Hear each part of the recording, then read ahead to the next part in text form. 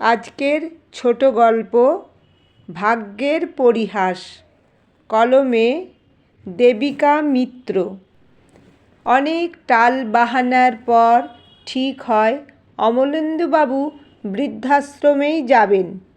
উনি যে নিজের রাজি হয়ে যাবেন সেটা ওনার ছেলে বা বৌমা ভাবতেই পারেনি।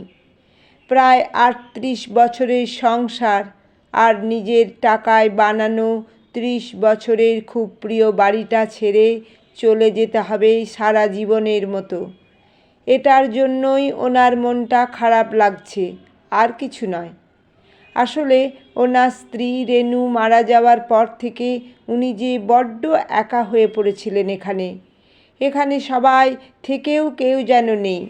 ওনার ছেলে শাম্ব, বৌমা নব্বা আর 2 বছরের নাতি সামন্তন ওনার কাছেই, মানে এ বাড়িতেই থাকে, কিন্তু বড্ড আলাদা আলাদা ভাবে। ছেলে আর বৌমা চাকরি করে, তাই তারা খুব ব্যস্ত। আর নাতি আয়া মাসির কাছে বড় হচ্ছে। ছেলে বউ অফিসে চলে গেলে তবেই নাতিটা ওনার কাছে আসতে পারে। ওরা বাড়ি থাকলে নাতিটাকে ওনার ধারে কাছে আসতে দেয় না। মনে হয় আধুনিকার ছোঁয়া না পেয়ে যদি গেঁয়োপোনা কিছু শিখে নাতি, তাই হয়তো ওকে ওনার কাছ থেকে দূরে সরিয়ে রাখে। এছাড়া অন্য কোনো অজানা কারণ আছে কি না সেটা অমলেন্দুবাবু বুঝতে পারেন না। নাতি আবার খুব দাদু ভক্ত হয়েছে, খুব বায়না ধরে দাদুর কাছে আসার জন্য, কিন্তু তাকে খেলনা দিয়ে বা বাইরে বেড়াতে নিয়ে গিয়ে শান্ত করে যখন ওরা বাড়িতে থাকে। ছেলে তো ভুলেও বাবার ঘরের দিকে পা বাড়ায় না, আর বৌমা তো নয়ই। এইভাবেই চলছিল বেশ। একদিন নাতি বায়না ধরল দাদুর কাছে আসবে বলে। বৌমা অনেক বকাবকি করলো, আর ছেলে নাতির কান্না থামাতে গিয়ে অধৈর্য হয়ে গিয়ে গালে এক চড় মারল। অমলেন্দুবাবু নিজেকে আর সামলাতে পারলেন না। উনি তেড়ে মেরে ছেলেকে ধমকে উঠে বলেন, তোর কি মনে পড়ে কোনো দিন তোর গায়ে আমি হাত তুলেছি? কোনো দিন জোরে তোর সাথে কথা বলেছি? তুই কি বায়না করতিস না? এক রত্তি ছেলেকে তুই মারলি কিনা সে আমার কাছে আসার বায়না করেছিল বলে? আমি কি অপবিত্র? আরও অনেক কথা বলে উনি যখন থামেন তখন বৌমা নব্বা এসে শ্বশুরকে বলেন, আজ আপনার জন্য আমার এই ছোট্ট ছেলেটা ওর বাবার কাছে মার খেলো।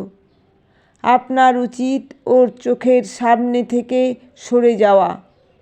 তা না করে আপনি সমানে ওর সামনে দাঁড়িয়ে রইলেন, আর ও কান্নাকাটি করলো, তাই তো ওর বাবা ওকে মারল। আপনার লজ্জা হয় না? ইত্যাদি অনেক অপমানজনক কথা বলে নাতিকে কোলে নিয়ে নিজের ঘরে ঢুকে যায়। অমলেন্দুবাবু বুঝতেই পারলেন না তার দোষটা কোথায়। অপমানে জর্জরিত হয়ে উনি ঘরে ঢুকে ওনার স্ত্রীর ফটোর সামনে দাঁড়িয়ে বলেন, রেনু, কেন বলো তো আমাকে একা করে চলে গেলে? আমি অপমানিত হচ্ছি সেটা দেখতে বেশ ভালো লাগছে তো? আমাকে তোমার কাছে টেনে নিতে পারছো না? এরকম অপমানিত উনি প্রায় হন ছেলে আর বৌমার কাছে। শারীরিক অসুখ ওনার যা না আছে, মানসিক যন্ত্রণায় উনি তিলে তিলে দগ্ধ হচ্ছেন তার থেকে অনেক বেশি। দিনে দিনে খাওয়া দাওয়া কমে যাচ্ছে, তাকে দেখার কেউ নেই। এখন নাতিকে বৌমা ওর বাপের বাড়ি রেখে অফিস যায়, আর ফেরার সময় নাতিকে নিয়ে ফেরে। পরের দিন যদি ছুটি থাকে তাহলে সেদিন আর ফেরে না। সেদিন ছেলে বৌমা নাতি 3 জনেই বৌমার বাপের বাড়িতেই থেকে যায়। কয়েকদিন ধরে অমলেন্দুবাবুর শরীরটা ঠিক যাচ্ছে না। কতদিন ডাক্তারের কাছে চেকআপে যাওয়া হয়নি। ছেলেকে বলেছিলেন, ছেলের সময় নেই সে কথা মুখের ওপর বলে দিয়েছে। হঠাৎ দুপুরে বাথরুমে যাওয়ার সময় মাথা ঘুরে পড়ে যান অমলেন্দুবাবু। কাজের মেয়েটি ওদের খবর দেয়, কিন্তু ওরা কেউই আসেনি। তৎক্ষণাৎ অবশ্য সেটা সম্ভবও নয়, কারণ অফিস তো আর বাড়ির পাশে নয়, তাই দোষ দেওয়া যায় না। তবে ফোনে মেয়েটিকে বলে, চোখে মুখে জল দে, ঠিক হয়ে যাবে। এ অবধি ঠিকই ছিল। অফিস থেকে ফিরে দুজনের কেউ একজনও ওনার খবর নেয়নি। মনে মনে উনি বলেন, বৌমা না হয় পরের মেয়ে, তুই তো আমার ছেলে, তোর কি কর্তব্য ছিল না বাবার খবর নেওয়ার? মনে কষ্ট পেলেও মুখে কিছুই বলেননি। এভাবে মানসিক যন্ত্রণা পেতে পেতে উনি শেষ হয়ে যাচ্ছেন। পরের দিন সকালে নাতির আওয়াজ না পেয়ে কাজের মেয়ে মিনতির কাছে জানতে যান অমলেন্দুবাবু। ওরা কোথায় রে মিনতি? মিনতি বলে, গতকাল রাতে দাদা আর বৌদি তোমার নাতিকে নিয়ে বাপের বাড়ি গেছেন। বৌদির বাবার নাকি শরীর খারাপ। তাই শুনে মনে মনে হাসা আর দীর্ঘশ্বাস ফেলা ছাড়া আর কিছুই করার নেই। একদিন অকারণে ছেলে ওনাকে কিছু কথা শোনায়, আর সেটা সহ্য করতে না পেরে রাগে অপমানে রক্তচাপ বেড়ে গিয়ে জ্ঞান হারিয়ে ফেলেন।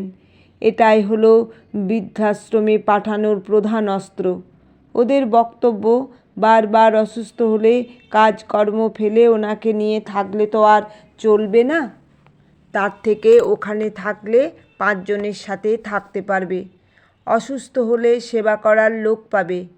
বৃদ্ধাশ্রমই হলো তাই ওনার আদর্শ জায়গা। সেদিনই উনি মনে মনে ঠিক করেন এবং বলেন, এই বাড়িটা আমার। আমাকে যদি বাড়ি ছাড়তেই হয়, তবে তোদেরও এখানে আমি থাকতে দেব না। যেমন মনে ভাবা তেমন কাজ।